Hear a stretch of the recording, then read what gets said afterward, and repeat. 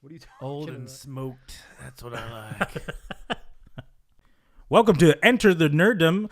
I'm Chad Cook here with, Stan Morncini. Watson Bradshaw. and here we're here. Interesting. That was an interesting. I don't know. Take I over don't know name. what this voice is, but I'm gonna do it. Jeez. I was unexpected. Well, as before I was rudely interrupted, we're here to talk to you about everything Nerdom once more. And we just got done with watching Last of Us episode 3, but we're going to talk about episode 2 and 3 together, Yes, absolutely. and some other stuff most likely. So Yeah. yeah. So before we start, I think we should probably introduce ourselves. yes. We probably should have done it on Sorry. the first Yeah, episode no, as that- to who exactly we are. Look, we And- gotta and- make you like you gotta want it some. So you gotta Exactly. get 3 episodes in to get Yeah. to the good stuff. It's exactly who we are. Yeah, Yeah. Get to we gotta have the whole background on the third Exactly. episode. Very Chad, true. you came up with the name Enter the Nerdom, I and then did. so go ahead, come up. Who are you? What Well- give us a 2-hour long story. on, Geez. This is probably who going you to be, I'll give you the starting with the first memory you ever had. the first memory.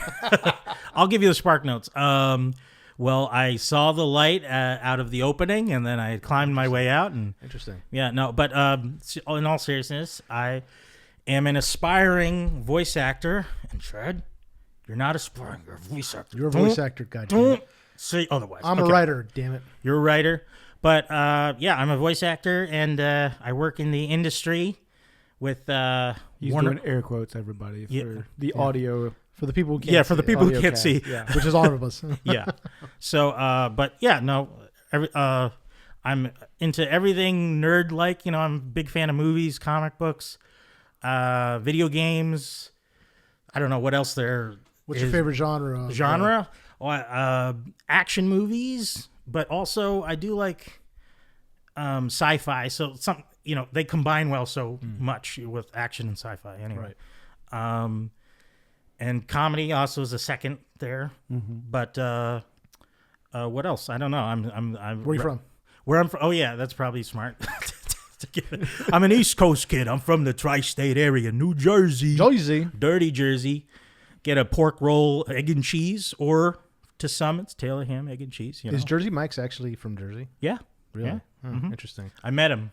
He's a cool guy. I mean, when you go to New Jersey, is it just Mike's? There's only one mic. No, Yeah. well, no, because sometimes if someone's trying to find that they need to know that it says Jersey Mike's, because it might be just some guy named Mike that owns a sandwich shop. Well, okay, that makes sense, I guess. You know, like we have Gotcha there. back in my hometown, we have a Hershey's deli, and if it's just called Hershey's, but I went in there the first time as a young kid. I thought, where's the Hershey candy? I was here for the chocolate, but no, it was Like, get out of here, kid. Get out. Yeah. Say what you want. He gave me, a nice Italian sub sandwich, and then I got fat. I got fat. Yeah, so my name is Stan Yeah, Morncini, born and raised in L.A., and I was in the Army for a long time, right after high school. I was in 15 years. I served in Iraq and Afghanistan. I was military police while I was in the military, so they basically do everything the real cops do, except that we do it on a military base, respond to calls, whatnot. And when we're deployed, it's different missions.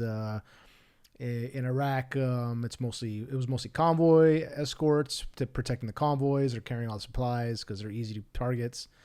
And then in Afghanistan, we were patrolling the Pakistan-Afghan border with the Afghan border police, and that was our mission, to train and make sure the Afghan border police were doing what they were supposed to be doing. We obviously failed because the entire thing fell apart at the end. And most of the guys that we work with were probably Taliban by now. They're probably high-ranking Taliban by now, but whatever. That's how it goes. And so then I'm a huge nerd. I've been a nerd since I can think of, since Conception. since conception, basically. Yeah. Yeah. Since my father was I don't know. I'm just giving that up. You haven't donned the nerd glasses yet. Oh, So not quite. I don't. not Yeah, yet, you guys, yeah. We're- Watson and Chad both have glasses. Yeah. My vision is still 20/20. Yeah. Knock on wood. Not for long. Not for long. Not as soon as yeah. So one of my first. The first movie I ever saw in theaters that I remember seeing was Back to the Future.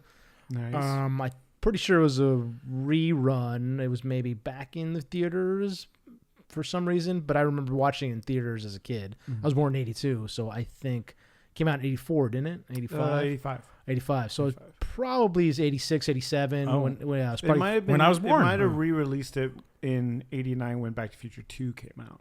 that could have that seems too late, but I do remember watching Would it. theaters yeah. do that back then? I don't even. They might have, yeah. Yeah. But that seems a There's little a lot too, more of yeah. that. Yeah. I might have seen it before that. I'm sure they might have re-released it, but I remember watching it in theaters. And so fantasy, sci-fi is a big one of mine. And like Chad, I am an aspiring person, but I am like Chad he's a voiceover artist. And he's a I'm a writer. writer. I've written a couple screenplays and a couple novels, mostly historical fiction, because I studied history in college.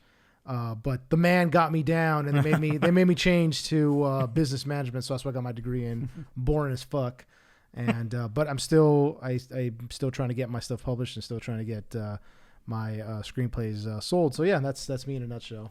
Nice. No, go on. My name is Watson Bradshaw. I was born in Nottingham, England, and moved out here when I was a kid. I was like 14 years old. I do also work in the industry. I do lighting and tech stuff backstage.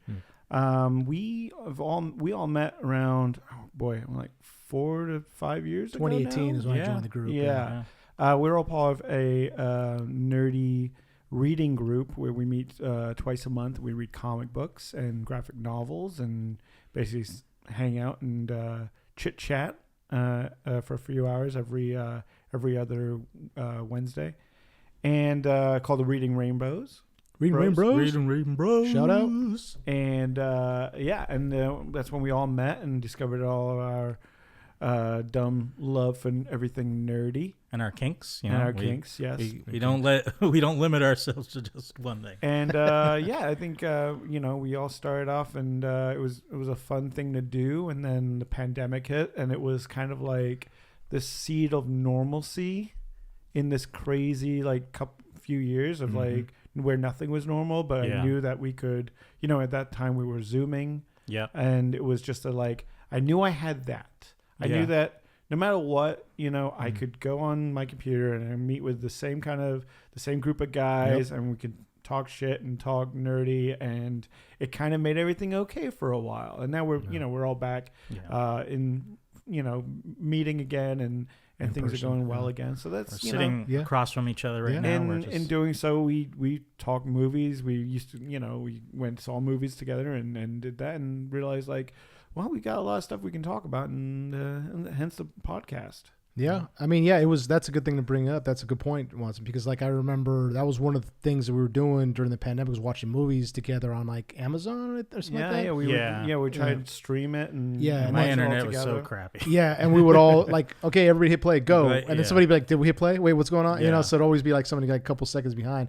But we did that a couple times. We saw terrible movies. Oh yeah. You remember we saw Mortal Kombat, we saw Mortal Kombat, The Phantom. The Phantom, one of my favorites. And we saw Teenage Mutant Ninja Turtles 2. Yeah. And so we would just sit there and just because my kink is watching terrible movies and watching people cringe. Yes, of course, that's great. And of course, we're Well- doing commentary the entire time. Oh, yeah. Just be glad we didn't watch Dragon Ball Evolution. Oh, we should have watched that. Oh, we God. should watch that on the podcast. Yeah. Oh, jeez. Yeah, and we'll We'll comment live through the whole stream it. movie. Did we say we currently reside in Los Angeles? I don't Yeah, know and if so we of did. course we're all based out of Los Angeles. Yeah. So the interesting thing about you, Watson, is that you're British. Yes. You're British Original. American, right? Yeah. Yeah. So you have dual citizenship. I do have dual citizenship. yes. So of course, I'm sure a lot of people are wondering what happened to your accent. I came over here, and I was at the tender age where people's thoughts mattered. I didn't know the power of an accent, what I had, and I wanted to assimilate as fast as I could. Mm-hmm. And I remember in high school, I had a really thick Nottingham accent. Is a very thick, kind of mumbly accent. It's it's very northern. It's not It's not posh at all. And so I had to learn to enunciate and to. Is it like Welshish? No, it's more like, if you want to go like Manchestery, that kind of Liverpudlian, Pub. It's a lot of this. It's a lot of talking like this. Oh, so you're a Beatle, pretty much. Little You bit, were a little yeah. bit. Liverpool. And so I got a lot of people going, I have no idea what you're saying. And it's funny because my wife, when we got engaged, I actually took her to meet my family back home, and we went to one of the local pubs there with my family, and she just kind of wide-eyed looked at everyone going like, I don't know what they're saying, but they seem really nice. Like, this is English? I'm like, yeah, no, this is English. You know, and they loved her, and it was hilarious because we all did karaoke, and you know, she killed it, and everyone was like, oh my God, she's bloody lovely. She was the Adele before Adele. Exactly. Well, she was my little American import, so, you know. Does it ever come back? It does. Yeah. If I, get me drunk enough, or if I talk to people back home enough, and then it definitely, I slip more into it. Were you confused about the fish and chip situation out here? Yeah. Fuck you guys. Tartar sauce. What the hell is that? We don't have that in It's England. a great sauce, is what it is. It's not. It's terrible. And Or is it called tartar? tartar sauce. Tartar. No. You put vinegar on everything back home. It's like Oof. vinegar and It's chili rough. paste. That's what It rained back home, and you guys ate vinegar all the time. I would Sounds great. slay a plate of chips with vinegar on it right now. Yeah. And chips are French fries, right? Basically? Yes. So get it right. More Get it like right. steak fries, if you will. Oh, okay. And isn't it like cookies or crisps? Or I forget the whole... what you call chips, we call crisps. Yeah. Mhm. And cookies are biscuits. Biscuits. Yeah. Jeez. And your biscuits would be muffins or crumpets, or We But now you're on the right side.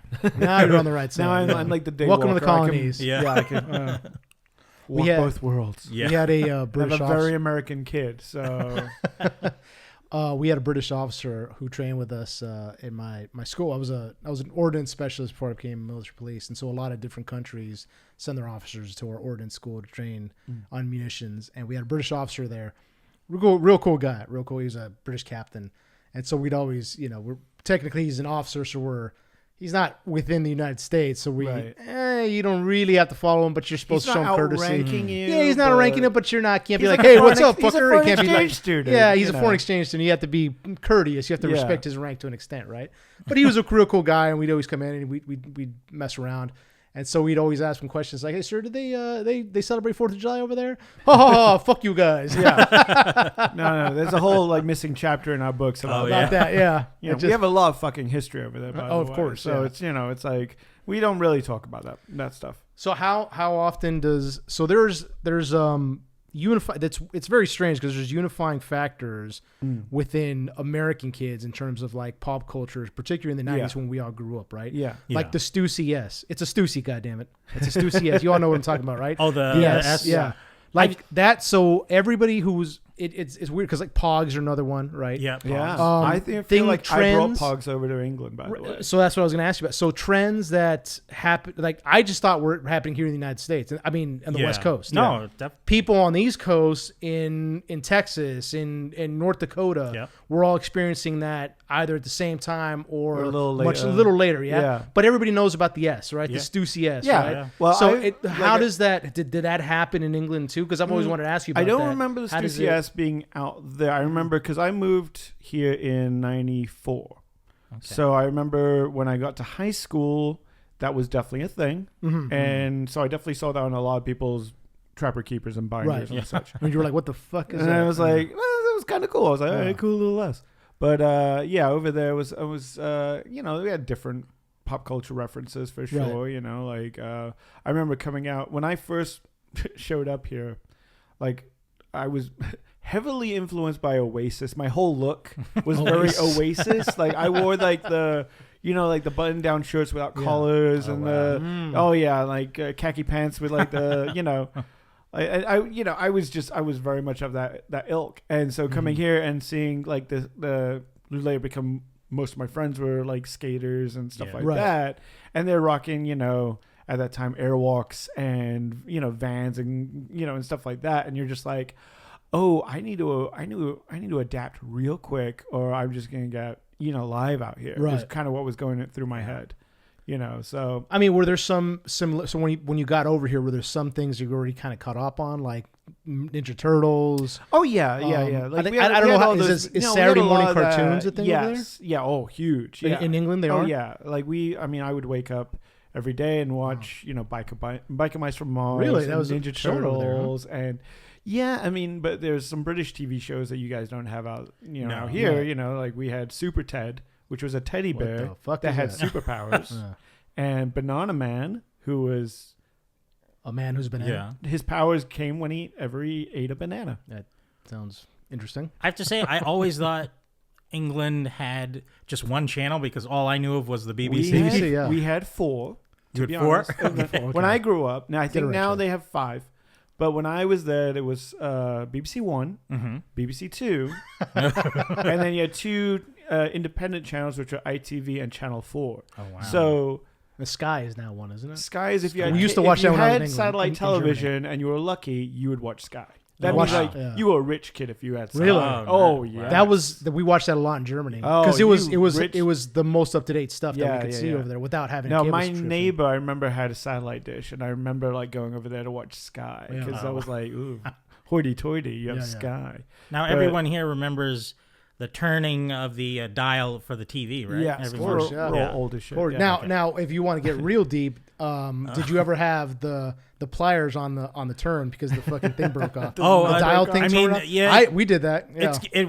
When it broke off the hinge, so we had to grab it with something to just turn it, or Because it was just a metal knob. But actually, mine was I think it was plastic because I was able to just use because I was a little kid, use my lucky. little hands, No. my little kid hands to No. get Chad's little hands. I would have peeled all my skin off trying to do that. You had to use the pliers. But we only had Vice about grips. the channels only went up to like about 12 or 13 or something 12, like that. 13. the basic 13, network yeah. stuff. Yeah, and then and it would be static after because I knew that's the channel I had to be on to play my like Sega or Nintendo or something. yeah. like that. That number channel 3. Yeah, channel 3. That was it. Yep, was it. That yeah. was the Oh, one that man. they needed it for like your VCRs Yeah. and video game systems. That's right, man. Yeah. And then we finally got like a cable box. I was like, "What's this?" And this is what also got me fat because I got a remote now, and I don't have to leave me. I That's don't have true. to leave the couch. I don't think you know? I remember growing up. I don't think we had a remote in our house. Like when in those early until- days. I Yeah. did until we until- moved here. Yeah. Wow. I did until middle school, somewhere around there. Yeah, Because yet again, we had 4 channels. What do you need a remote Yeah. for? Yeah. You know. I think it was like late elementary. We got our first cable box or something like that. How big is? Oh, I know it's big, but I mean, how was it impactful for you? Doctor Who, was that a big? Oh yeah. My because it wasn't. It's big here in the States, but I don't remember any Doctor Who mentions at all when I was a kid. It didn't really get big until I think maybe when I was like an adult. Yeah, when it That's when it kind of became- came back because yeah. it was Yeah. off for about a decade. Right. When I was a kid in the 80s into the early 90s, it was huge. Yeah. For me especially, it was huge. I was a big sci-fi nerd. I was indoctrinated into sci-fi pretty early on by my family. That's awesome. Yeah, Good family. my uncle was a huge nerd, so we would watch like classic Star Trek together, and Doctor Who and Red Dwarf. Like, those are great staples. But my mom has stories about me being maybe 4 or 5 years old, being terrified. I was like behind the couch watching Doctor Who because that Daleks and Cybermen to me all that. Yeah. was Be creepy. terrifying. And what iteration of Doctor Who was this? This Do would you have remember? been midnight, like Sylvester McCoy, maybe Colin Baker. Is you that know, the seventh and eighth seventh? Doctor? Yeah. Seven. But she would go to turn off the TV because clearly I was terrified, and I'd be like, "Don't you dare touch it!" Like, I had to make it through the episode. Yeah. Like, even though I was scared out of my mind, I enjoyed watching it. You know. And so for me, it was like, yeah, definitely, like, I loved anything like that, like anything. And like Red Dwarf, I don't know if you guys ever know what Red Dwarf Sure. is. Yeah, of course. But like the kind of satirical look at science fiction, like they did a lot of episodes that were a lot like, they took stuff from Blade Runner and Aliens and just, satired the hell out of it. And I loved that growing up. I love watching Right. that stuff. Yeah. That's a great show. That's Yeah. right. And then like at the same time, like Next Generation was on. And I would do trips out because my family was living out here. So we would come out here pretty much every other summer or something like that from like 89 on. And so, I would watch stuff out here and head back over there and be like, "Oh, you guys watch Next Generation?" And be like, "What is that?" And then like it would hit the airwaves out there, maybe like 6 months to a year after it was out here. So, I felt like Yeah. I was on the cutting edge. So some of the pop cultural norms did reach like Pogs. Oh yeah, Pogs, Well, I remember coming out here, maybe like 92, 93 when Pogs became really big, and I remember taking a sleeve of Pogs back home with me and showing it off to classmates back then, and then it kind of took over there, and I was like, yeah, that was me. I did that. Did you introduced it. I did it. Have Silly Putty or Gak over there? We not so much with the Silly Putty. Yeah. No, we called it buffoonery gum. Buffoonery gum. Of course. Is that for real? No, Can you pass the buffoonery That's gum? so No. British. I would like some. That's so British. No, but we had, I'm sure that was a thing. I don't think I ever really had. I remember having. Was it Gak? Like it was like slime, but it had like the. Yeah, it was. It came in like this jar. I mean, like kids I remember today that. It was like a green now splatter make thing. their own slime, which is right. crazy to me. Oh my kid is 4 and is all about slime, That's Yeah. awesome. which is great slime. until it goes everywhere Yeah. and Right. everything gets stained with slime, and you go like, what are you gonna do? Yeah. What about Nickelodeon? Was that a big thing while you were growing up there? No, there was no Yeah. Nickelodeon for me. I remember coming out here, and funny enough, like the big thing for me coming out here was Nick at Night. Like I loved watching old TV, No, like yeah, black and white for sure. television for some reason. No, I I don't watched it know when I why. was growing up too. Yeah. Same here. Yeah. No, but I wasn't really a Nick kid. My sister was a little bit more into that, but I was not really, not for me. I think that we're very fortunate as a generation for kids that grew up in the 90s because we got to enjoy everything. And we didn't, our attention spans were still much greater than than kids nowadays. It's crazy. Yeah, it's now. crazy. Yeah, it's crazy. absolutely, Like yeah. there's no waiting for anything. None. You don't need to watch commercials. Nope. My Yeah. kid, I say 4, but he knows exactly like how to turn on YouTube, how to watch whatever episode of whatever show he wants to Right. watch Damn. whenever he wants Yeah. to. I mean, so you brought up Nick at Night. So I think our Yes. generation got to experience the latest stuff from the 90s, but we were also able to experience stuff Oh yeah. like older. old. Like Yeah. I remember watching Twilight Zone when I was a kid, when I was in elementary school and loving it. That's The Twilight Zone was a Lost huge in thing. Space was Lost a in big one Space, for me. yes, huge Yeah. one, yes, You know? yes. Even some of the old stuff like Bonanza and Gunsmoke and Mr. Ed. Mr. Ed, Combat. I mean, those are like old shows that Yeah. nowadays I don't think I don't know if anybody anyone knows. Yeah, No. no kid younger knows what than that than is. older. I mean, I don't think anybody in their 20s is going to know any of those shows. No. Maybe the Twilight Zone because they recently redid We've that. just but- lost a bunch of listeners just with mentioning those shows. Exactly. No, Like, yeah. a lot of 20-year-olds Yeah, like, I don't know I what, don't know that what the is. fuck you're talking well, about. Yeah. let's bring it up to like the A-Team or the Brady Bunch or Yeah.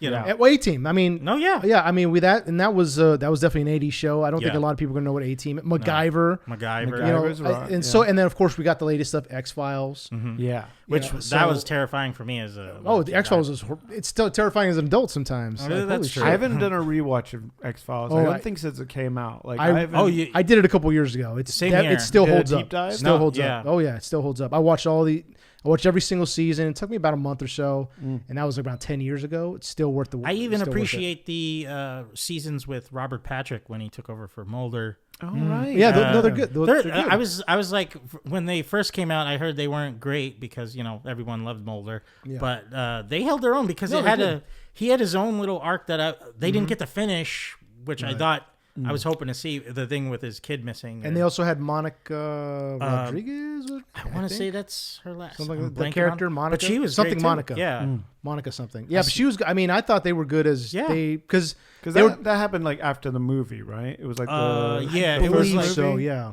Well, see, and they 'Cause were I think different. that's very much where I dropped off. Because I remember watching. I mean, it was like Fox Friday night, right? Like, and it was Which was like huge. yeah. Yeah. You know, and Yeah. it was just like it was the TGIF. That's what everything. TGIF. Yeah. yeah. And it was like that was the thing to do. And then it started like I think it was like high school, college age. I started to Yeah. like I was going out Friday night. Like I wasn't Yeah. watching TV. You're so- no nerd. Yeah. Get off this. Get yeah. out of here. Having a life. Yeah. But I did, those episodes do stand out because Robert Patrick's character and Monica, they were like their personalities were much different from Mulder and Scully's, Yeah. which is what made them interesting. You know, they were like the exact opposite of Mulder and Well, Scully. it also and went they were into- still pretty serious agents. Yeah, I mean, I still don't trust Robert Patrick. I'm still terrified of that T100 man. yeah, he's As a child, like I don't know, like it was a thing about growing up in the early like 90s where like all these like grown up movies were advertised for kids through toys. Mm-hmm. Like you'd have Yeah. Aliens toys and, Oh, yeah. and Terminator toys. Terminator toys. And I was like, cool, let me go check out this movie, Terminator 2. How bad could it be? I'm going to have nightmares about the T-1000 until the day I die. He was great. And he recently was in Peacemaker. Peacemaker, Great in yes. Peacemaker, Yeah. yeah. Yep. and he's terrifying in Terrifying. that. You know? Probably He- sweet man, but terrifying. Don't And trust he him. actually has lines in Peacemaker because Right. in Terminator 2 he barely says a couple words, maybe like 2 sentences total through the whole movie. But that's kind of He's the a part great where actor. He was in yeah. Sopranos. He was in a couple of No, Sopranos he's episodes. a great actor. And he, I holy love shit. the But what he can do with just a look, you Right. know, a look to Right. camera, and like, I always freak me out how quickly he would jet after the car or something, Yeah. do that T-1000 sprint, and I was like, he moves way too Well, the fast. crazy thing, he trained to run with his mouth closed, to run really fast with his mouth closed. Wow. And the thing is, he kept catching up to the car. Yeah. Like they had the camera on it because he Yeah. was running that fast, and they'd be like, "Yo, man, you need to He's a slow down, dude. You need to slow Yeah, down." He is yeah. a machine. Yeah. it was like martial arts Do not training he trust went him. through to get, because I think that's a martial arts type of way of running with by your side, and everyone copied that as a kid. We ran, Oh, we yeah. all Oh, ran yeah, like that yeah. with at the side, Now everyone does chopping the air, Everyone does the ninja. the Naruto, Yeah, Naruto. yeah. But Run. but a movie of Robert Patrick's that scarred me was Fire in the Sky. It was like early Yes. 90s. That's a That is that's a good- terrifying deep And, movie. like, cut, yeah. which Terrifying didn't help movie. because I was already freaked out by the concept of aliens from X-Files as a kid. So brought Fire in the Sky, that whole sequence of him being dragged through the hall and then the thing zooming in on his eye with the needle. I was like, nope, I can't, yeah. I can't do that. Oh, yeah. So anytime at the doctor, like, I mean, I can't even touch my eye right So now. why he won't get LASIK? Oh yeah, no, probably not. I can't. I wouldn't be able to The do doctor would rip off his face. it. Exactly.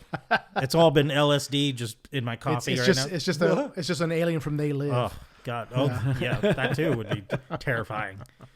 And so we recently watched the third episode of The Last of Us, Yeah. and we still have yet to talk about the second one. Yeah. So you guys It's gonna be a little spoilery, everybody. Yeah. Spoilery, Spoiler, yes. spoiler alert. If pause right here and come back to us after you've watched Yep. the episode, and then hopefully. So what did you guys think about the second episode? Do you want to break it down for us, Chad? I probably shouldn't. I'm terrible at that. So Well, so the second episode It picks up right after the Yeah. first one. right after the first one, and and it's Tess and Joel now know about Ellie's condition, yep. and they're kind of like in this point where it's like, well, we got to keep going, like we can't go back. We've already No. kind of, we can't go back to. I mean, they killed to a Boston. federal officer. Yeah, so there's no going back at this point, but they're kind of like questioning what are we doing, kind of thing. Yeah. And so they're looking at the path ahead and what they think is going to be an easy way through. The ruined downtown area of Boston is now swarming with infected, Mm-hmm. and they have to go through the museum, which I believe in the game takes place a little later. Yeah, like They jumped ahead a little bit, Yeah. right? Because they did all the hotel stuff in the game first. I yeah, the believe. hotel comes after. Yeah. And you kind of thought, I was like, oh, okay, they're switching it around so Tess can last a little bit longer because obviously we all know that she doesn't make it. right. And so they had the Capitol. Is it the Capitol building, right? Or what? Yeah, the one with the gold top. Yeah. Yes, yeah. yeah. Okay. The Capitol building. But throughout, they went to the hotel first, and it's kind of like, oh, you're waiting for something to pop up, and Ellie is experiencing world for the first time. You're like, oh, and I know how Stan feels about Ellie. She's making mistakes here and there and being not grateful for their. I think they're towing the line really well with her being not super annoying, No, yeah. but also like she's jazzed to be on the outside of this. Yeah. Like she's lived her whole life behind walls, doesn't know anything really about the outside world, so she is finding it all very intriguing, and yeah, she's enjoying herself. Right. So we're But kind of it's still skipping over. Dangerous. Oh, We're kind of skipping over something in the second episode. They ran into a clicker yeah. for the Well, first time. So yeah. I was gonna get to it after the hotel part, but oh yeah. Yeah, because Um, they go through the mus- lobby. yeah. Well, after the hotel, they make it to the museum, which they were looking for. They're looking for a way to the next building. Yeah, to avoid the. Right. And there's something on the museum rooftop. Yes. There's a plank that for the next to get to the next building. Yeah. Life-saving planks. I mean, they probably Looks like a placed it. ladder. They or It's or actually some. like it's a ladder or something like that. Yeah. No, I think it was just wooden Well, planks. and they wanted originally to go a different way, and they Yeah. said this way is harder, but it's a quicker route, Yeah. right? Mm-hmm. And so they go into the museum, and whoever's doing the scenic design on this So show, good. Oh yeah. whoever's good. doing that, kudos to them, because Yeah. the way that everything looks, like it is a city that has been, ravaged for 20 years by Yeah. nature, and it Mhm. looks gorgeous and scary at the same Yeah. time. Like, it's beautifully done. And they go into this museum, and there's just these dried up, Spores. And, yes, yeah, Well, like not spores, the it's growth.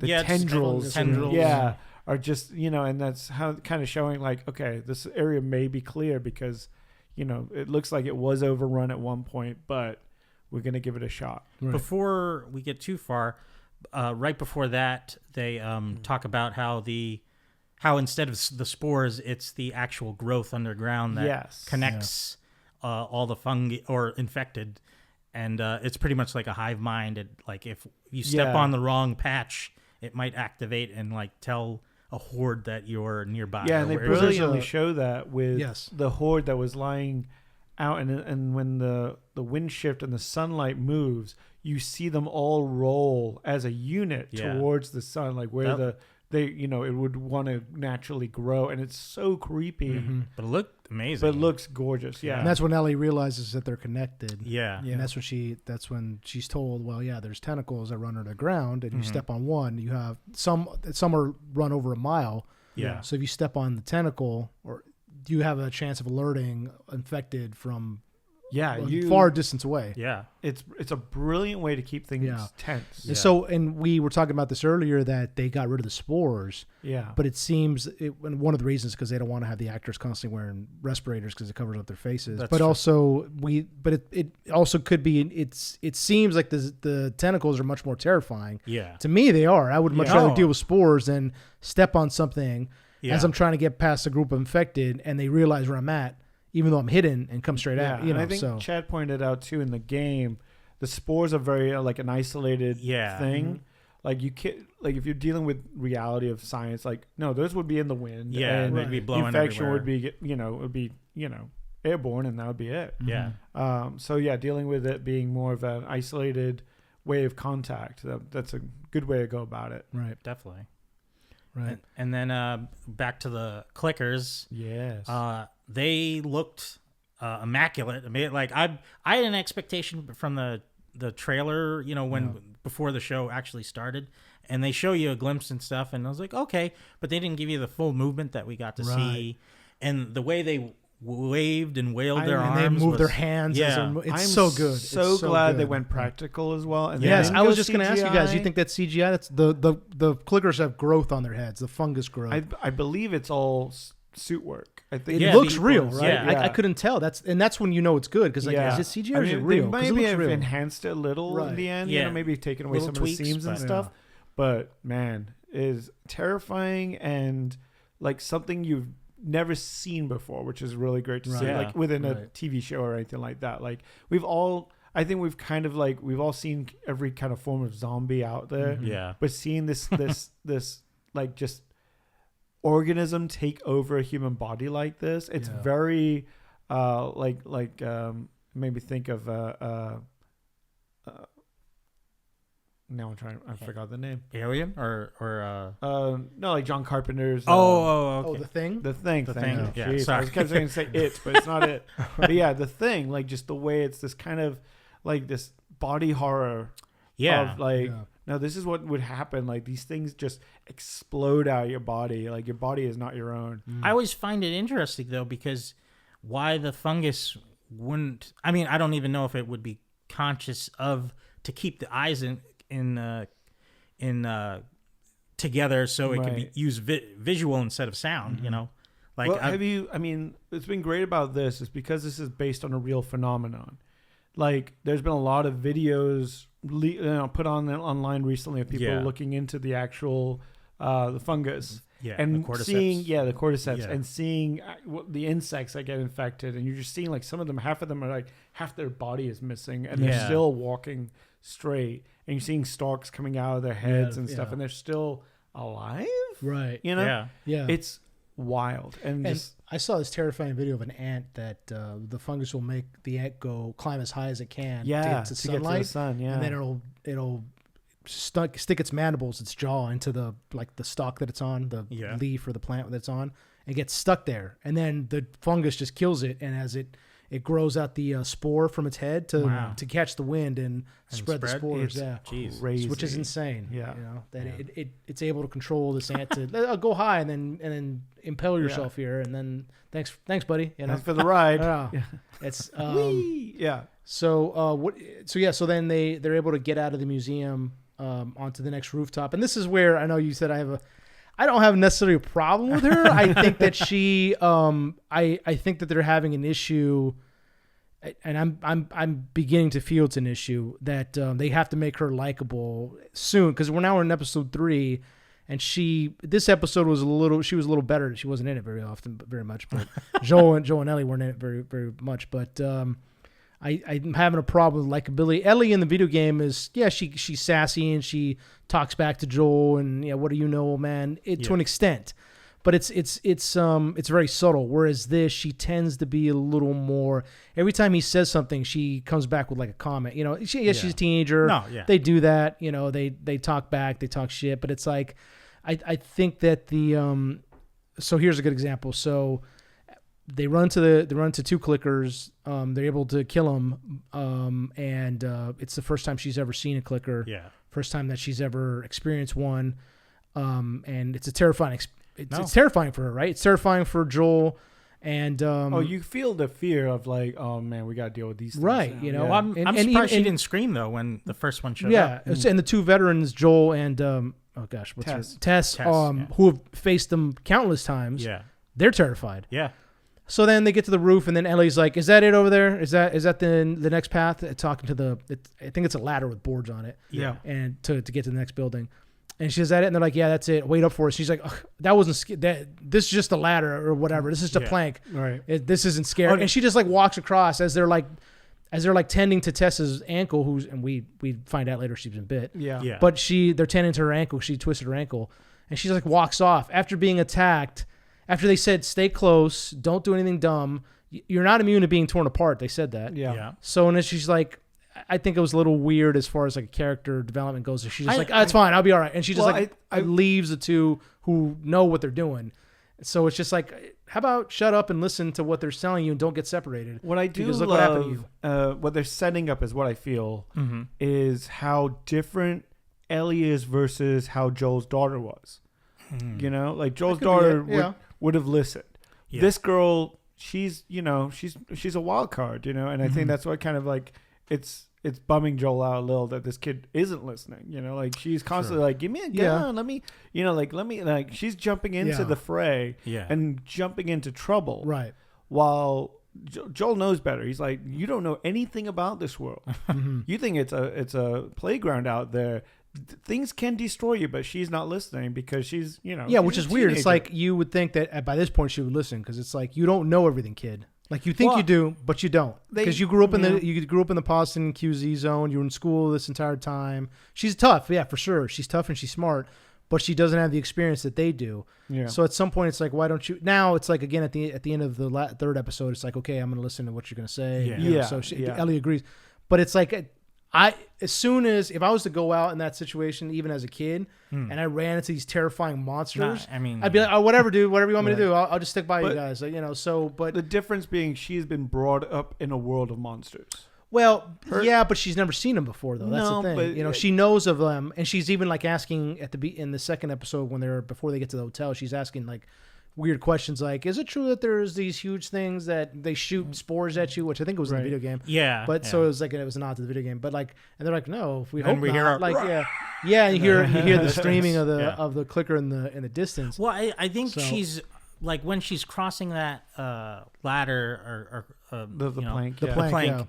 I think she's just trying to prove that she's able to survive, like with the two of them. Be like, I know you're tasked with taking me. I don't want to be that burden. She's not going to be a burden, yeah. And that, like, I'm not afraid, so you don't have to worry about that. But obviously, she's not able to defend herself quite yet. Right.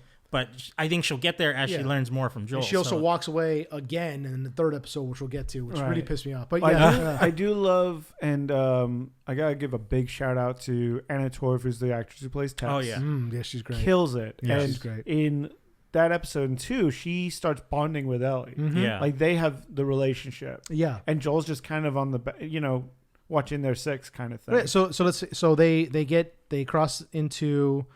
They cross the next building over and get into to meet up with the rendezvous so that they'd be able to with transport. the Fireflies. And Tess is really with the pushing him Fireflies. to keep going. Like, let's go. We gotta make it by nightfall. So they get into, I think it's the state courthouse. They said something like that. That's where they're meeting them.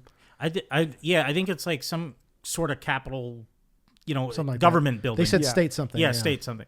But before that though, I just wanted to talk on how Tess's character, it was slowly changing through that episode after because she was doubting her in the beginning when Ellie wakes up, and then now. Well, and from the first episode, she's very no nonsense. Well, yes. Very in the first episode, you see her get beat up, and she's like, whatever, this is a Tuesday. Like, let's just, we're moving on.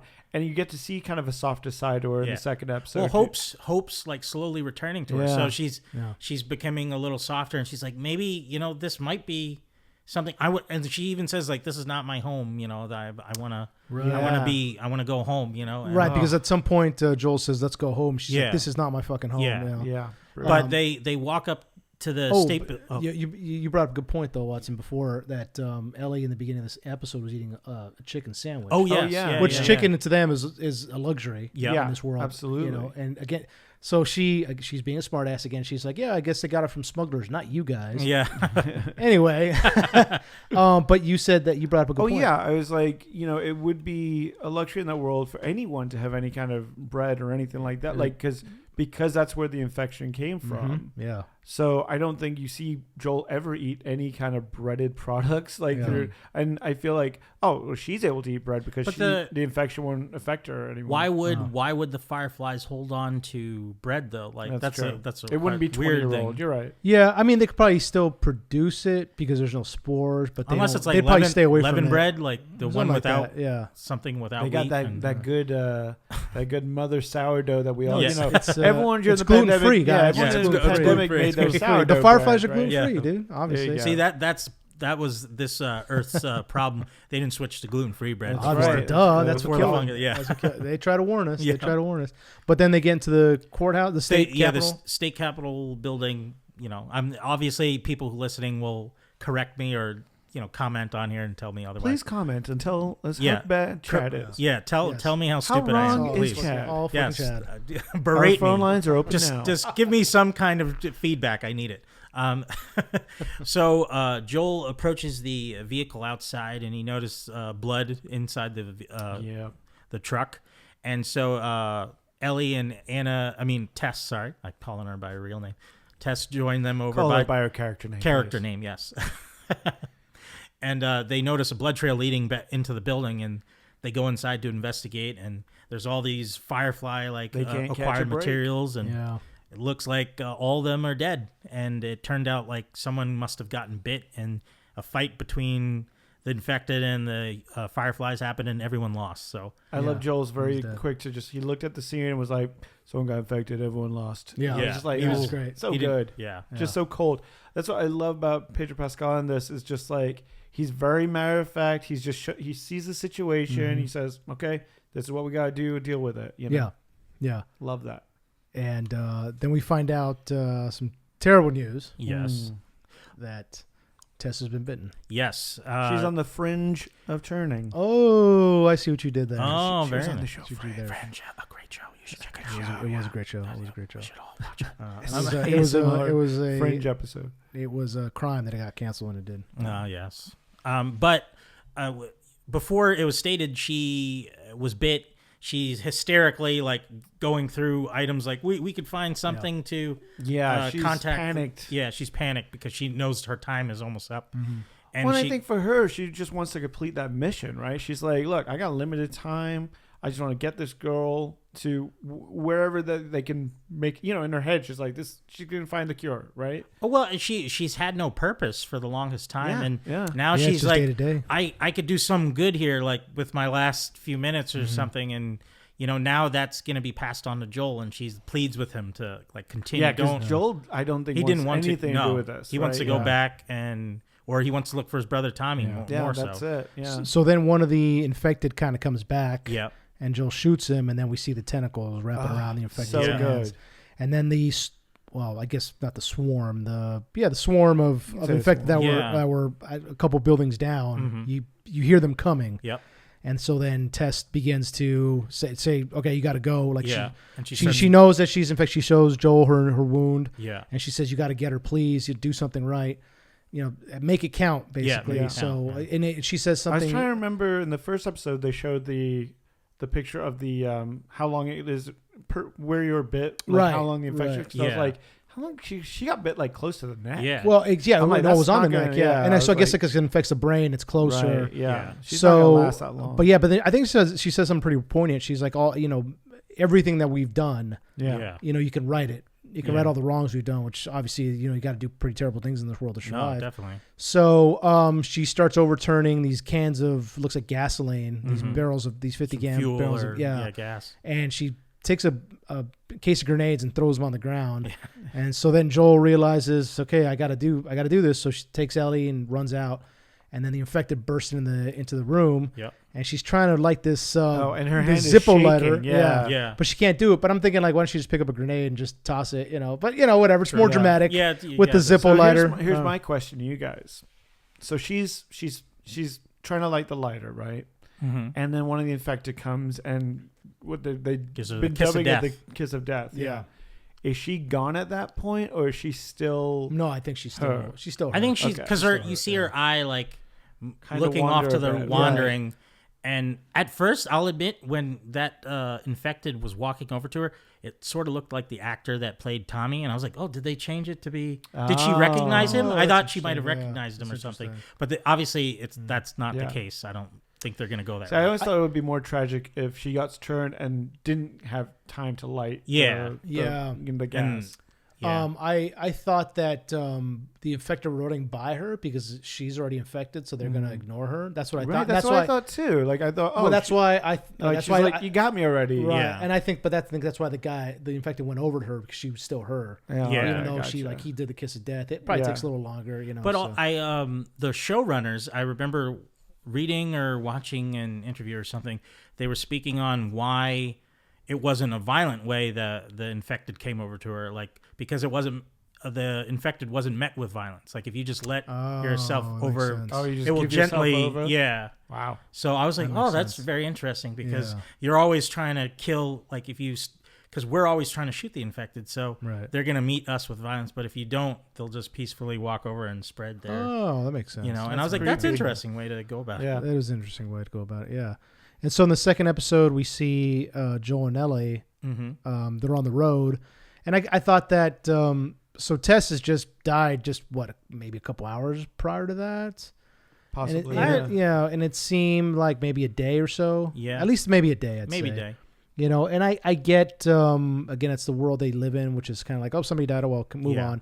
But I also kind of was like, well, Tess just died, and Ellie's over here just cracking jokes, and kind of that's what I was thinking. Like, maybe they should take this a little more seriously. I get that she's a kid and she didn't know Tess very long, but she did kind of seem like she bonded with her a little bit, and she's been exposed to some pretty.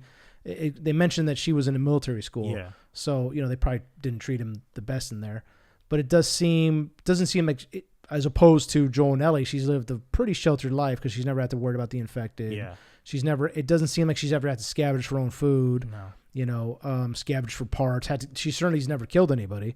So I get that she's a little more, she's kind of a little more laissez-faire when it comes to emotions in general, but it seemed like because of her upbringing has been a little more sheltered, she'd be a little more taken aback by Tess dying. Well, I think she was trying. It seemed a little callous. I think it was her way of coping with it because some people use humor, and also maybe she's trying to make Joel feel a little better, like maybe a little laugh or something, to kind of turn the, because at a wake, I've joked around with people because it helps us, like, remember this and this and true remember the good times and things like that. But like, you did come dressed as a clown at my grandfather's. I know. I apologize for that. I don't know how many times you're gonna bring it up. Weird. I mean, and then you got up during the eulogy and started making jokes. Yeah, I pulled out. I did a puppet thing with the Gallagher thing at one point. Pulled a watermelon and just started smashing it. Yeah, I don't know. It's not right. That didn't seem the right response.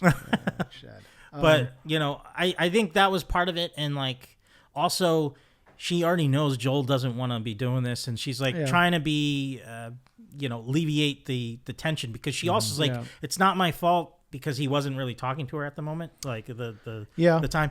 And I think she does bring that up. She feels guilty about it too, because they're on this mission because of her. So it's like she's trying to say, hey, you didn't have to take me, you didn't have to do this. Yeah. And he's like, just let's not talk about it. So he's kind of just keeping it all in, and plus he's got shit from the past of just losing everyone and everybody. He loves and knows. So it's just like.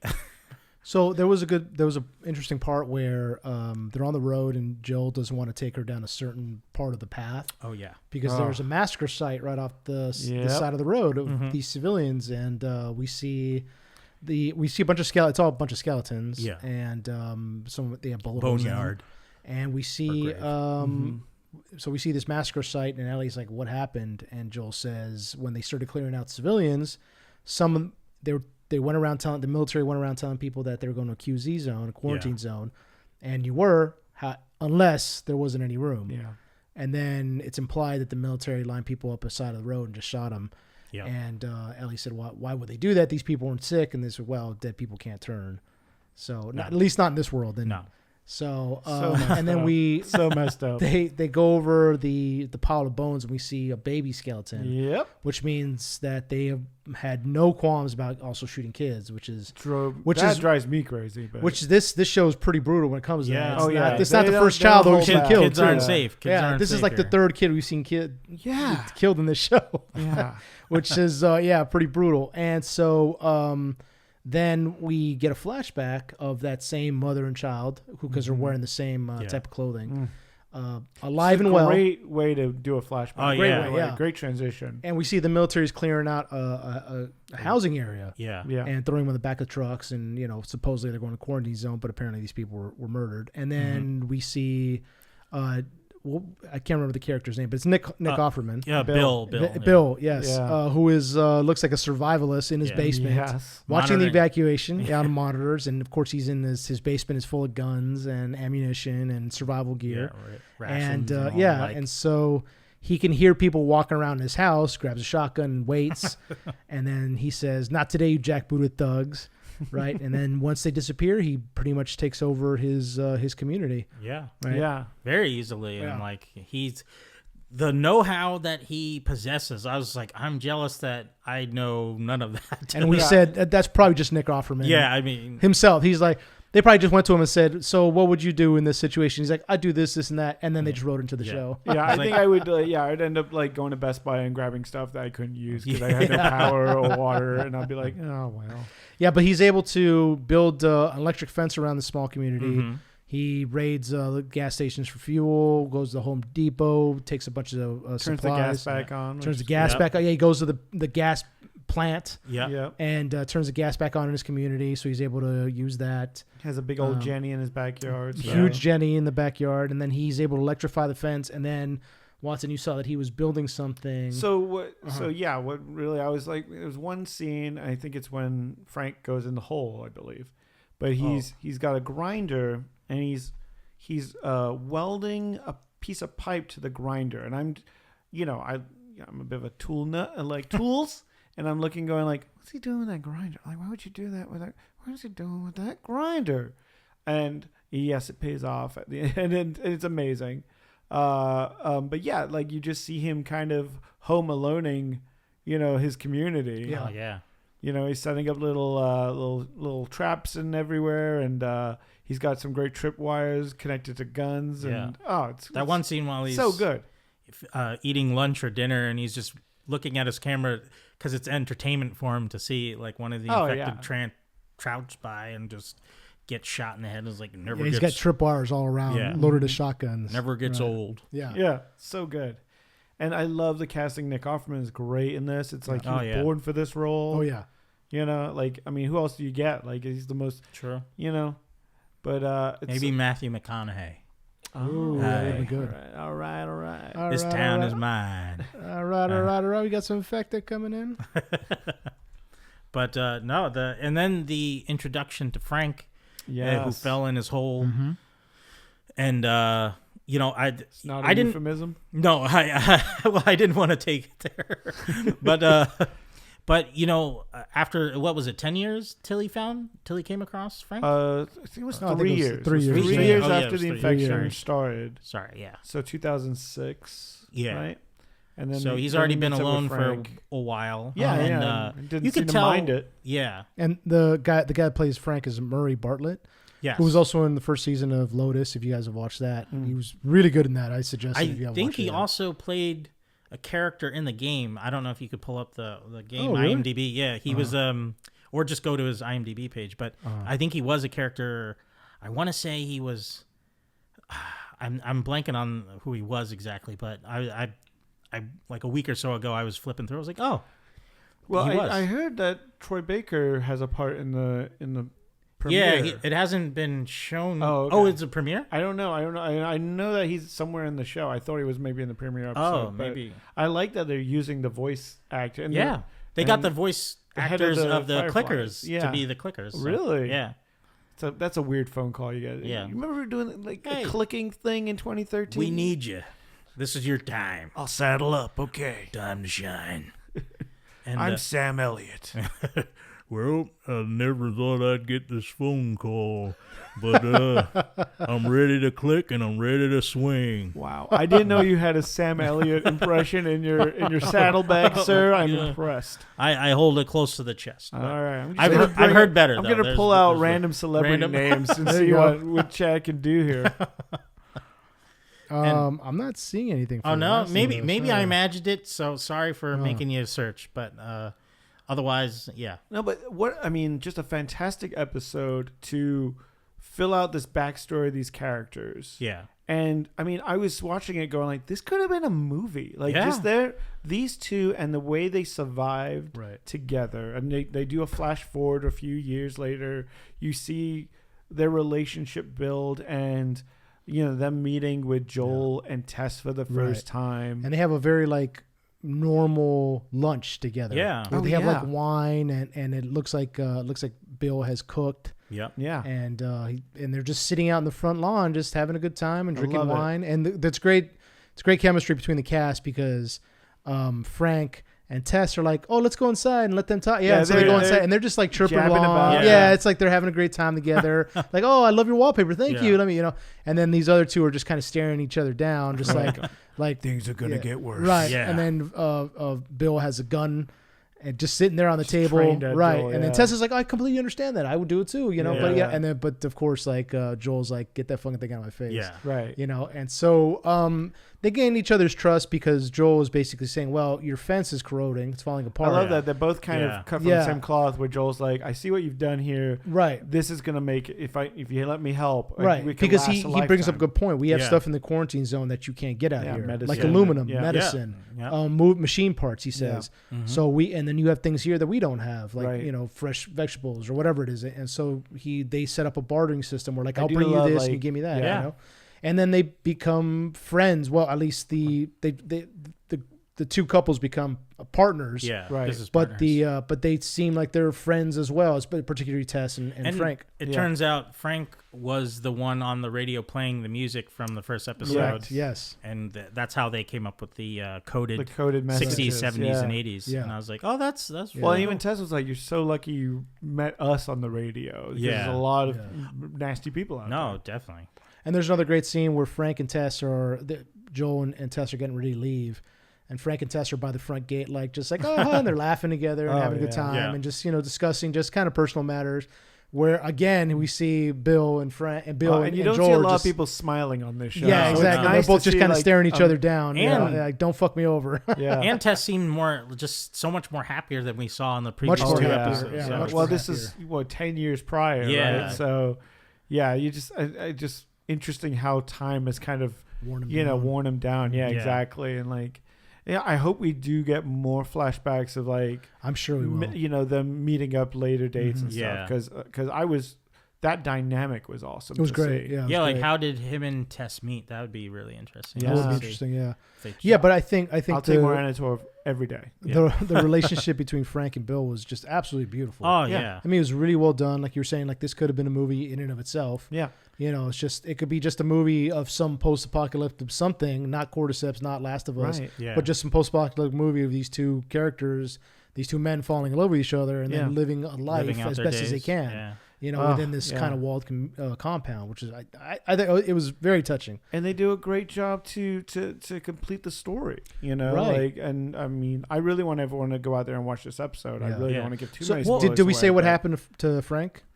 Not no, yet, but right. before we do that, I just wanted to say that I love how the relationship in the show wasn't a part of the marketing gimmick of the episode. No. Because Right. there's a lot of movies nowadays or something when there's a gay relationship or gay character, they really that's the focus of their marketing, and Sure. I think that's what brings the negative, or just people are not used to. I mean, I'm trying to think of the words here, but you get a lot of opposition from people because they think you're shoving it in their face. But here it was done. Yeah. very classy People and, immediately like- say it's woke, right? Quote, Yeah, unquote. Right, but yeah, this no, is no, this yeah. isn't that, Right. and Yeah, it's just- it's normal. Not It's very treated as natural. normal. Yeah, no, Yeah, it's just yeah.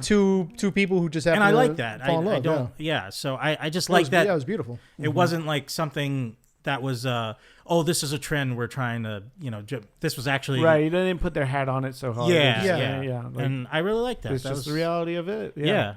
And there wasn't a whole lot of like sexuality between them. I mean, obviously they had sex, but it was more of a what they focused on was them just being in love with each other and just And- enjoying each other's company. And they were Which you is- could tell yeah, the loneliness like before they first admitted to each other that they were gay, like there was that loneliness from both of them. You could Yeah, sense. and I thought Nick when he played Offerman the did a piano. great job Oh, of yeah. being very like Timid uncomfortable and- and timid, but not Yeah. because he just didn't know this side of himself. Yeah. It just seemed, and he even admitted to, because Frank at one point asked him before they're about to make love for the first time, he's like, "Have you done this before?" And he says, Yeah. "Once with a girl, but never with a man." Right. Yeah. So it seems like he had been kind of in the closet this entire Yeah. time, and then all of a sudden he's just kind of letting himself, become who he's been this entire Yeah. time. Yeah, Because of because the like his pandemic. body language is very locked. Yeah, it's Yeah. very off locked. and- He's Yeah. I mean, Nick Offerman's a great actor in general. No, He does this great thing of like he always has his arms up by his side. Yeah. He doesn't know how to act, and he's constantly on guard. And, Yeah. Well, he's been in his like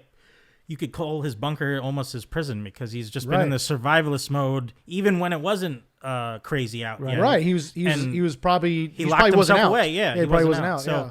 this kind of like after he's been alone, like that was a weak point where he's like, I'm finally giving in. Yeah, and they because finally find some like happiness with each other. Yeah. in this crazy world, and you get to see the full spectrum with Oh, that yeah. couple, which is Yeah. beautiful. Yeah. Yeah. Like up until the last scenes where they're a lot older, and how do two old people going to deal in this scenario? It's like Right. Because so we see Frank get very sick at the end. yeah, Yes. He's in a wheelchair by the last by the closing story of these two characters. He's in a wheelchair. We're not really sure what it is, but at some point he says, even before the world fell apart, there wasn't a cure for this. Yeah. Which is Yeah. probably MS or something. It looked like it might have Yeah. been MS or maybe some kind of cancer, Something like that. and maybe a stroke. Because he couldn't walk. He couldn't walk, and he could walk, barely yeah. move his arms. Yeah. So he's pretty much towards the end of his life, Yeah. and he relies on Bill entirely to feed him, to Right. dress him. Yeah. You can see that he helps him go to the bathroom at one point, Hmm. to even get in and out of his wheelchair, give him a bed and whatnot, clean Yeah. him, feed him. So it's Oh, I'm sorry. We jumped ahead past the scene of the Raiders. oh, Oh, yes, yes, I'm sorry, yeah, yeah, sorry, yeah. yeah. I'm sorry. Like Yeah, no. So as we were saying earlier, Bill has built up this fence. It's electrified, and then it's got a booby traps around Yes. it, with the grinder, which I love. Yeah, as soon as it happened, Watson was like, "The grinder!" I knew. I jumped up and I celebrated because I was like, "That's what it was for." Like, because it's such a little thing, right? That just caught my eye. Of like, what was he doing? And so what he was doing was they have piping set up outside the fence, which is pumping the natural gas through, and he has the grinder set up on an alarm system. So the grinder starts up. It sparks on the pipe that's attached to it, which then lights the gas coming out the pipes, which is and basically home furnished flamethrowers. Yeah, right. And basically it's burning everyone on the outside of the fence, and then they fall into the electrified fence. It's fantastic. By the way. While he's shooting at them, Yeah. Kevin McAllister would have been like, very proud. You win, Yeah. you win. Very proud. And then Bill gets shot. Yeah, He gets shot in the gut. the side. And to the side, and Frank runs out, grabs him, brings him inside, and for a second I really did think, oh, they're flipping it. Yeah. You know, because I believe in the game Frank commits suicide. Right. They find him hanging. Right. Yeah. And Bill's around. Yeah. But I thought, oh, they're gonna flip it and it's gonna be Frank that outlasts. Right. And that's not the case, but luckily. But and the next next scene is where right. we see. Yeah. But I just totally thought like there goes Bill, because he's like, get Joel. You know, I made spare copies of key. Like he was like giving Frank the rundown of how to survive. Yeah. Which is beautiful. Like he doesn't care. He's like, don't worry, electrified fence is gonna take care of everyone else, but you need to take care of yourself. Yeah. That was his priority. Yeah. I also like how he doesn't like Joel, but he's trusts him. Yeah. You Yeah. know? Like he's like, Because go yet get again, him. he knows Yeah. Joel's got the same mindset as him. Yeah. Right. So I get that. Like, Yeah. But then, and then, you know, you cut to the next scene and I'm like, oh, thank God he's not dead. Yeah. Yeah. And that's when we see Frank in the wheelchair. Yeah. Yeah. And something has happened to him. Right. And he relies on Bill for Because everything. it's another time jump from that point forward. Yeah. Yeah. We're Probably- in 2023 now Yeah, with them. it's been like 3 or 4 years at that point, right? Something like that. Something that, Yeah. So we're 2023, and then we see that that Bill is no longer. I mean, Frank is no longer able to Take move care of around on his himself, own, yeah. right? And so he asked Frank. He decides that this it's is his going last to be my day. last Yeah. day. Yeah.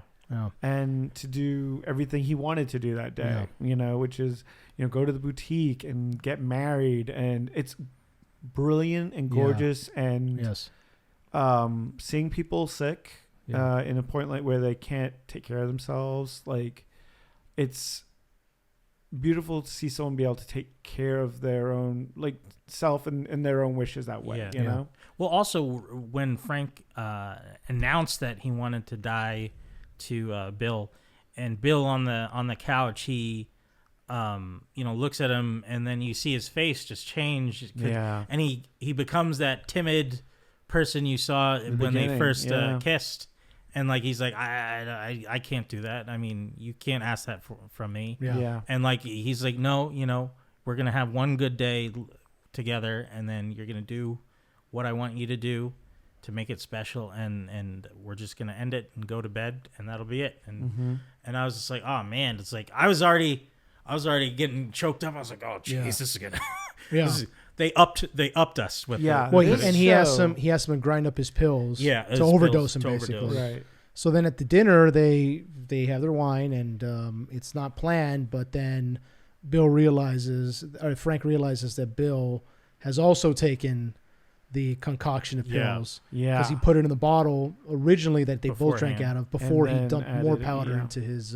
into his into Frank's drink. And he has Nick Offerman gives this great speech at the end Oh yeah. about Frank being his purpose. Yeah. Like he's like, look, I had nothing and I have no reason to keep going. I'm an old man, and you've been my purpose. Yeah. Keeping you safe, Yeah. loving you has been my purpose. Yeah. And it's beautifully done. Beautiful. Yeah.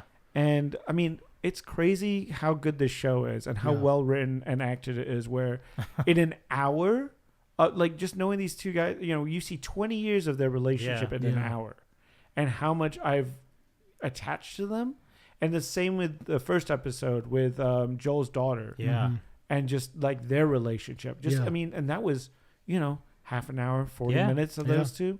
it's amazing what they were able to do on this Yeah, show. it's superior writing, superior acting from this. Yeah, from this absolutely. cat, And from this making crew, every moment and every character count. Yeah. Like these could have been just like throwaway characters on the side. No, yeah, exactly.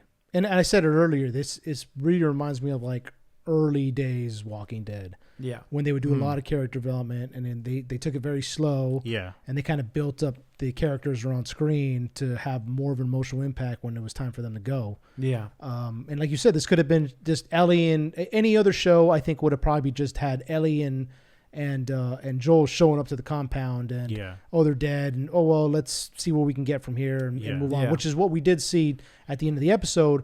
But we had already gotten a full life of these two characters and what they went through in their home and what they went through together. It's kind of the best thing about making this a show and not a movie Right. is you really get to spend time Exactly. fleshing this out, this whole world out. Yeah. I'm really excited to see what they do in the future. Oh, I'm yeah. really Yeah. excited to see what Yeah. future episodes are going to Yeah. entail. So you then know. we see Ellie and Joel arrive, and Joel has the key and The the code the to- code to for get the into the gift gate. fence. Yeah. So he goes inside the house and he finds a letter from Bill saying to whoever or Joel. Yeah. Most And he likely says, Joel. yeah, most likely likely Joe. Joel. And then it's like, Joe, I never liked you, but But I respect you. but I I love respect that. you. Yeah. Yeah. And then there's a pretty sad part. He says, take Yeah. everything you need and to protect Tess. Yeah. And by this point, we know that. Yeah, And Ellie's reading the letter at this point, and she kind of stops. She pauses at that point, and Well, and even like Joel takes gets a it. great moment to take Yeah. that note. He grabs the note and goes outside. Yeah. Yeah. And you realize this guy's lost everything. Everything. Yeah. Yeah. Like every person he's touched Yeah. has died Yeah. at this point. His daughter, his brother. He has no idea where his Tess, brother yes. is. Yeah, like Yeah. so it's this great moment. It's really small, but it's this great moment where Pedro Pascal gets to really show like Yeah. this guy is more than just one note. Like because he's very much been the guy like going like, okay, do what I say, we're Right. going. You know, Yeah. like right. and just showing there's lots of sides to this. You know, Well, Yeah. I also loved like when Ellie was reading that letter. When she got to Tessa's name, she didn't even say it because it also she paused, yeah. meant for Ellie as well. It's like because Bill was telling him protect so and so, and Right. it's almost like that was like he needed to hear that again Right. to put him on Right. mission. But yeah, it's Yeah. not protect Tess, it's protect Ellie at this protect point. Ellie. Right. Yeah, and that was Which is difficult because Ellie wandered off earlier when they're in some store, Yeah. and she finds an underground oh, basement. She goes in without telling him. Yeah. Yeah, but okay, yeah. Oh, we didn't talk about that. Oh She no, did yeah. her We, first we kill. could get in that. Yeah. So I mean, there's a scene before Frank and Bill's story starts where where Joel and Ellie go to, it's a deserted looks like Grocery a store or convenience store, something, yeah. Mhm. And he's looking for some supplies. And Ellie Oh, wanders- Cumberland Farms. Cumberland Farms, And yeah. I've been to one when I was driving through. What is it? It's like a liquor store. It's almost like a 7-Eleven? a quick check or a 7-Eleven Oh, yeah, esque see. type. You can get sandwiches. Should have and been There a you go. Wahlburgers. a Wawa or yeah. a Wawa or Wawa. something like or that. Jersey Mike's. Jersey, Jersey not, Mike's. not so much that, but it's like Yeah. you can get everything there We're not pretty much. sponsored by Jersey. Right. Mike's. Yeah. So Unless we are. until we are. Unless, Until yeah, we are. Yeah, then we can start really bringing them up. Oh, I could go for a 16 on the, and what that would be the commercial transition. Well, we're on the subject of Jersey Mike's.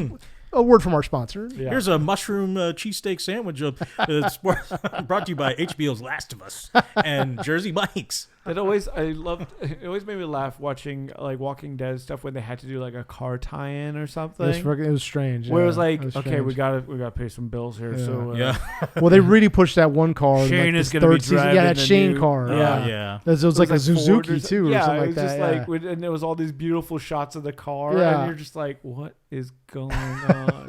It's like synergy. We have to sell this stuff. Right. How do you sell Yeah. stuff on a Oh, post-apocalyptic look, yeah, car? it can survive an apocalypse. Yeah, exactly. You should buy it one. starts up first go. But Which so one thing I love about the show. Sorry, I didn't Oh, mean no, to no, cut no, you no. off, but I do love just how frustrating it is to find car batteries. Oh yeah. Oh yes. Yeah. Like yes. that's the frustrating because it's just Yeah. like, oh yeah, this is 20 years later. Like Yeah. none of these electronics would work. right. True. You know, and just like thank God, like Nick Offerman, like Bill character was like, oh, you can take it apart and leave it in a fridge, Freezer, and yeah, that to way preserve it. Yeah. preserve it, and then you put it together and charge it. Yeah. That's why you Idiots. guys invest in dirt bikes, okay? You don't Duh. need fucking car battery for that shit. Yeah, all your Teslas would not work in this Yeah. post-apocalyptic wasteland. but Ellie Yeah. wanders off in the Cumberland Farms. Cumberland Farms. Yeah. She finds a basement, just goes in, and Joel's like, "You all right back there?" She, "Oh yeah." She just jumps in without telling him. Like,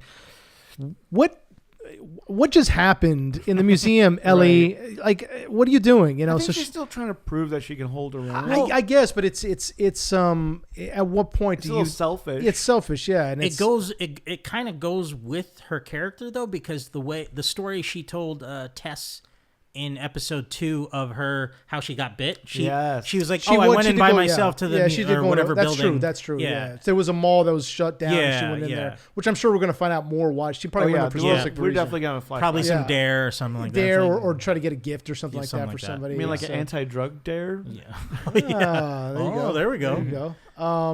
So For yeah, you and then kids she of gets the her 90s out there. Yeah.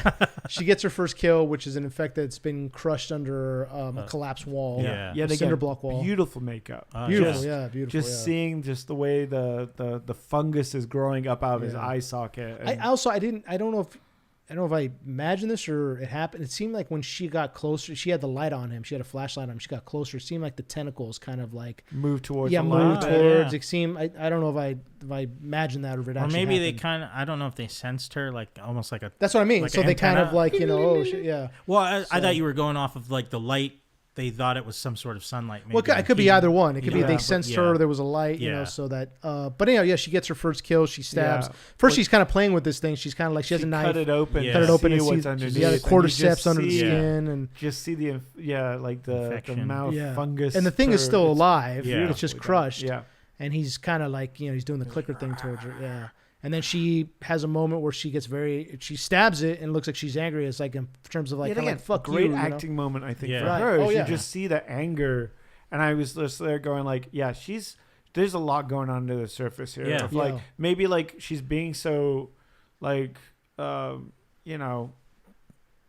blasé about everything because she's really pissed off that she got bit, originally. You Well, know, like- and she's seeing this world for the first time. She must be like, all this stuff I've missed out on or never got to seen see. a Like, plane. this is all your Yeah. fault, and she's stabbing Yeah. it aggressively Yeah. because she's so frustrated. But I mean, I could be just laying all that on her. No, I mean it makes sense that she's frustrated. Although I mean somebody who grew up after the pandemic, I don't Yeah. know, but I mean, she doesn't know what she's missing. true, You know, but so- like if you see all these buildings and all these dead bodies, Yeah, and exactly. just, No, I agree. think Well, you'd even be- in yeah. second episode where she's going into the hotel, she's like, "Did you guys ever stay in a place like this?" Right. Yeah. Like, it's all amazing because I mean, I can't imagine living in the quarantine zone is fun or like It looks like it's total shit. Yeah, Yeah. exactly. It's probably rations Yeah. and Looks it dangerous. looks yeah. dangerous. You're being fed lies from the federal government. Right. Like that's what her education is. Yeah. Right. So, which I do love that one line that Bill has where he's like, "Yeah, the cops are Nazis." Yeah. Yeah. Like, I was right being a prepper. Yeah. Right, yeah, because Frank is saying like, "Oh, you and your conspiracy theories. 9/11 Right. was an inside job. Yeah. The government are Nazis." He goes, "The government are Nazis." Now he's like, "Well, yeah." He's like, "Yeah, now, not before." I love Yeah. that. that was a great joke.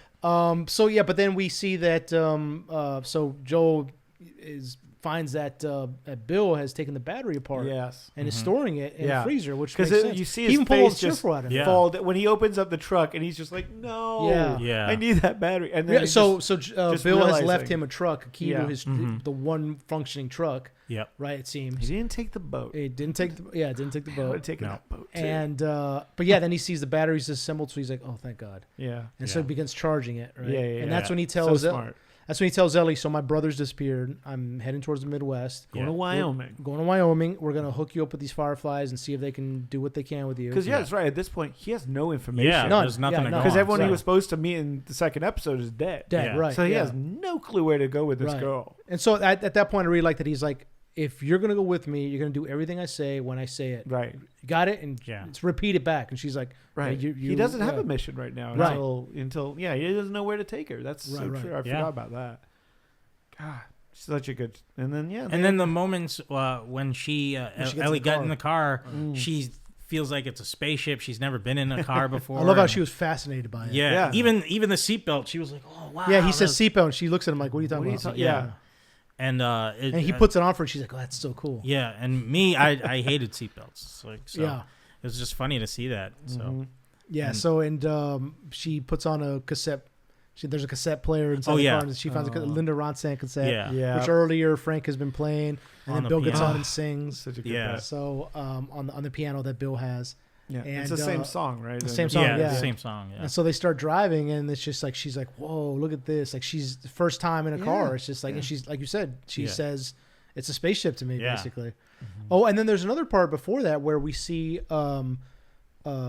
before they get to Frank and Bill's compound, that there's a plane that had crashed in the field. yeah. Yeah. And she's like, "Wow, it's like you ever get to ride in?" And she's like fascinated by Yeah. this plane wreck. She said, and she asks Joel, like, "Hey, did you ever get to ride in one of those?" Yeah. And she's like, Yeah. "He's like, yeah, a couple times. So what?" And she's like, "You actually got to fly around in the air. Like Yeah, that's right. amazing." And I like it when TV shows and movies do that, when it's just like they present something so simple, like we're drinking coffee right now, Yeah. like something like that. Like, and it looks like for the next episode, it looks like Joel makes a cup of coffee and she has no idea what it is and hates Yeah. it.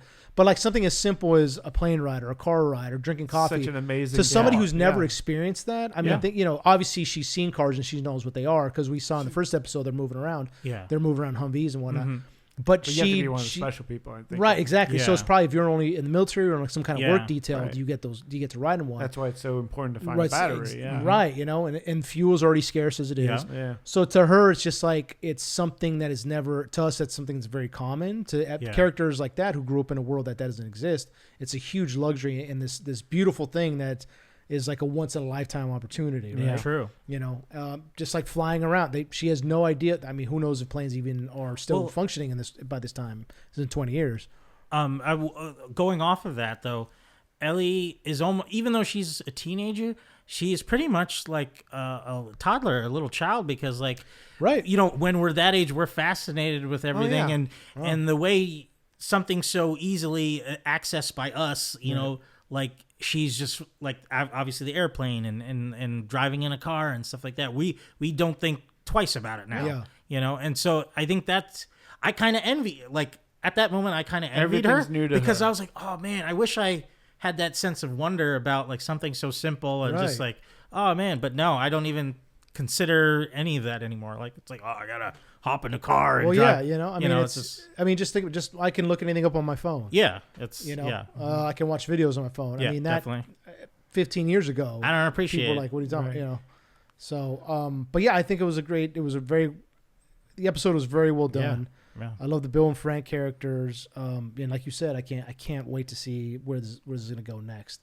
It seems like it's, so far I love it. Yeah. And, this is definitely a show I that, believe they've been picked up for season 2. I think that got announced. yeah. today. They said they're going to Yeah. do both seasons. They're going to knock out both seasons, Yeah. which I had my issues with that game storyline. Oh, do you but, think season 2 yeah. will be game 2? Oh yeah, for sure. So, I interesting. think that's the plan. Or at least, season 2 or 3 is going to be definitely. Yeah, You I don't mean, think they're gonna they stretch said they're this going to out? finish out. They're going to finish out the games. Oh wow. Yeah. Yeah. So I really hope they don't follow the path. Well, of the story. That it's. Yeah. Mhm. I mean, I am curious to see if they, like the second season, if this bleeds it, because as far as they are right now, it's like, man, 9 episodes to cover a lot of stuff, and not to for people who've played the game, I looked up about How far they're in the game? because there's a time jump in the game where it's Yeah. winter, and so I wonder Yeah. if they're gonna hit that this season or if they're gonna save that for season 2. I mean, or, yeah, I don't know. I mean, if it would be That could be it. That could smart be for them to take a breath and yeah, and, let you her know, age a bit up, a or little bit. Yeah, I mean, it's crazy to think. Like I looked up the actress and she is 19 years old. yeah, she it's does crazy. look 14. No. it. Yeah, very much so. So it's like she could play this character for a while. yeah. Yeah. And so yeah, I mean, if do you have anything else? I mean, no, it's just the Fantastic episode episode. 2, 3. Look forward to the rest. It's. I can't wait. Yeah, it's definitely a go-to television, and I hate the fact it's go-to television because I really wanted to drop HBO. I was really kind of done with it, and then they did this show, which Keep pulling you back in. I know, but the way that things have been going with Warner Brothers recently is, they've been HBO prices went up, which Yeah. was a little like, oh, okay. And then they've been cutting shows left and right, and not just like ending they end a series, that happens, and canceling shows, fine, but they've been stripping them away from the service. I mean, that's going to probably happen with many streaming sites down the line. And it's you don't- simply, it seems to be just money. It seems to be about Yeah. residuals, because they Right. don't want to pay residuals to Yep. actors and stuff on shows. So they're like, well, we just won't have it on our service anymore. But you're kind of at this weird, it's a catch-22 thing where it's like they're not putting it out on any other. Everyone's now like, it used to be you had one or two services, you had like Yeah. Netflix, and Netflix. everything was there. And now it's like everyone's like, oh no, you want to watch Paramount content, you gotta go to Paramount. Yeah. You Yeah. want CBS, you gotta watch CBS. You want, It's almost too much. I Which like is- it back yeah. when heard I have that a few MGM choices. And, Yeah. MGM is gonna have their own. Yeah, MGM Prime, Plus. It's already out. Yeah, and they're like, I think. the studio that has Bond and Mhm. I forgot what the other thing they have. I don't.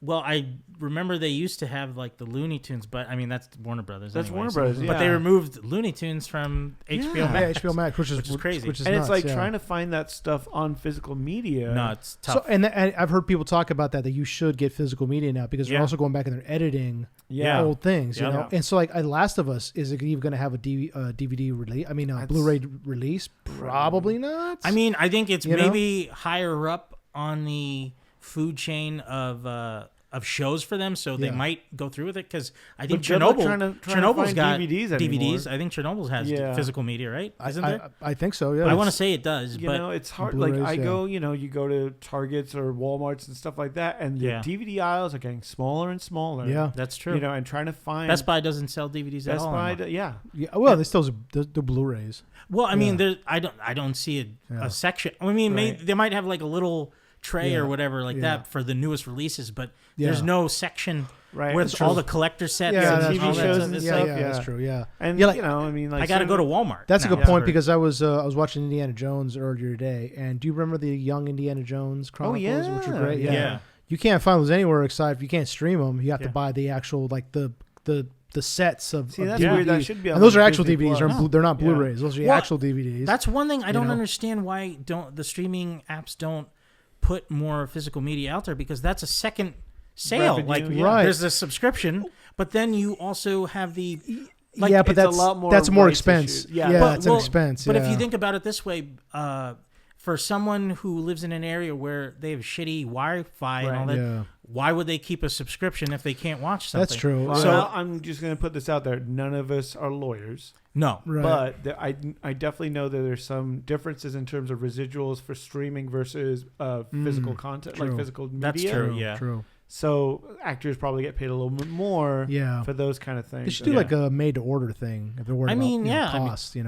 I don't know Yeah. how expensive that would be. I mean, but the more streaming gets popular, the more I think Yeah. piracy is going to be more of a thing too. well, no, because- I've heard a lot of people on I've seen a lot of people, especially on YouTube, saying, "Well, I just had to pirate it yeah. because I can't find it anywhere, Yeah. so I just had to pirate it." And then they're going to make less You know? money because no one's watching their streaming. Right, apps, and so- they've said like I would buy the physical media, but it's not necessarily available, Yeah. or I would That's why stream I'll for never it, get I'd rid pay of my for it, but I DVD can't watch cover. it, so I Yeah, just pirated it.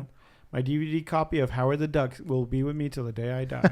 and even on like collector's Movies item now. Anywhere It or, is. or Vudu, like the fine print, they could remove whatever they want, even Yeah. if you've already bought Well, it. that's what I mean. Yeah, Yeah. that's what I mean. So it's like that's why a lot of people are saying buy physical because they can't Yeah. take that away from you. Right. So they've gone in and edited some stuff, especially on. I know Disney's kind of notorious for this. They've gone and edited some Splash. stuff. Yeah. Yeah. Famously, Splash. The They got rid of her butt. Yeah, Yeah. because she does a walk-in scene where they extended her hair down digitally Yeah. to Oh, cover really? her butt. Yeah, hmm yeah, it's weird. Which is strange, And then a couple years ago they did the ET. You remember they Oh, had yeah, the they had the- originally the guns, they they were were holding replaced it, shotguns, and yeah. all of a sudden they're holding walkie talkies, And flashlights. which or something. South Park parodied. Yeah. Yes, Parodied, so yeah, it's so- made fun so- of. So Damn brilliant. Oh man. yeah, it's an issue, and I Yeah. don't know how they're going to go around that. And yeah, like you said, stuff is disappearing from HBO and other streaming services, and where can we find it? Yeah. Yeah. Aside from physical media, so it sucks. So Who knows? Maybe all of this will make a full circle and physical media make a big comeback. Like, Yeah. I mean, people are so crazy about vinyl. Like, I wasn't born when vinyl was Yeah, a me big thing, neither, and yeah. yet I do buy vinyl now. Yeah, me too. because Yeah. I'm a big collector for at least like the nerdy video game or movie soundtrack Mhm. shit that I like.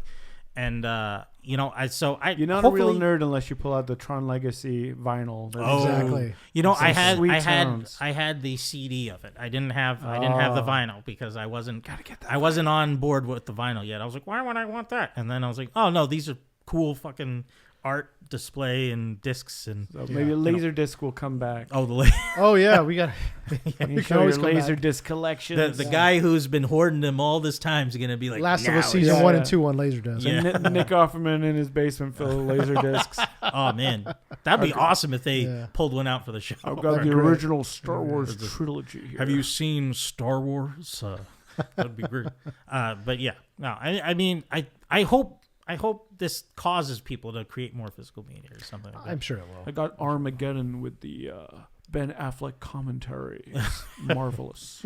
I'll have your bacon and eggs as I watch my laser disc. Yeah, all right, we're done with that. Real quick before we go, I just wanted to plug something, just put it out there. Yeah. Recently on Kickstarter, these two veterans who were former special forces, I believe, they go by the pseudonym Z and C. That's cool. As in Zeta and Charlie. And Charlie? And so they former special forces guys, former army, and they got together to put out a Kickstarter. And I put in, a bid for it. I think I put down $300 or something like that. Oh wow. So they put together a zombie novel called Wither. And the cool thing about this is it's same thing, post-apocalyptic zombie kind of story. It's been taken over. The world has been taken over by zombies, but it's from perspective of two foreign military who are also special forces. Wow. So they kind of use their experience, and they were both veterans of Iraq and Afghanistan, I believe. They both use their experiences, and they wrote a novel, and so it's called Wither, a zombie novel. By you can C&C. it's I'm sure you can check it. You can Google it. But the cool thing is that for my Kickstarter, I put in the money, and I got a Wither hoodie. That's awesome. Nice. People who are listening can't see it, but they've got a cool little logo of a skull with a knife in it, some wings. Looks nice and comfy Yeah, too. and in the back is they made the American Whoa. flag, Oh, but wow. they made it with skulls, with the spines. Spines and femurs. Yeah, Wow. femur, and then a skull attached to a spine. So We should take a it's in picture of that and put it up on Yeah, yeah, Instagram we'll do or that. something. yeah, we'll have our Instagram account up. So it's something I just wanted to put out there if people are listening and they want to check out a cool zombie novel written by from the perspective of two veterans who were also military and special forces. So Z as in Zeta and C as in Charlie, Z and Z, Wither, a zombie novel. Wither, a zombie novel. That sounds It's pretty sounds thick, awesome. too. So yeah, I'm started reading it, and it's pretty good so far. Cool. I shouted out to them on Twitter, and they're like, "Hey, thanks a lot for supporting us, man." Oh, that's Yeah, great. So yeah, so The going off of that sort of, I'll have to find it for the next episode because apparently when I was in college, like early 2000s, it was released online. The military actually had parameters to follow if there was a zombie outbreak. that's right. And I found it so intriguing. I was like, oh man, this is great. Well, So weren't you saying you guys did like zombie test Yeah, it was runs? like zombie. As military police, we did like zombie apocalypse training, quote unquote. But it was like a natural disaster thing Right, in terms yeah. of a background of a zombie apocalypse. But it was more based on what do you need to survive? Yeah, Get yeah. the civilians to shelter, Mhm. block off roads, get to people to emergency evacuation shelters, things like that. So it was in the scope of a zombie apocalypse. Yeah. Make it Yeah, fun, exactly. yeah. Exactly. So, but yeah, then they were talking about like, oh, we're gonna have people, other soldiers playing zombies, and you guys can. They never got to that, but it was, Oh, I played zombie laser tag once. That's as close as I've come. I played zombie paintball, I think. Oh, that sounds cool. It was kind of fun, but I just, yeah. Well, I guess that'll be it for the episode. And I'd say follow us on Instagram and Twitter, Which will be up soon. which will be up soon. And we'll see you next time. All right. Bye, everybody. Stay Bye. nerdy.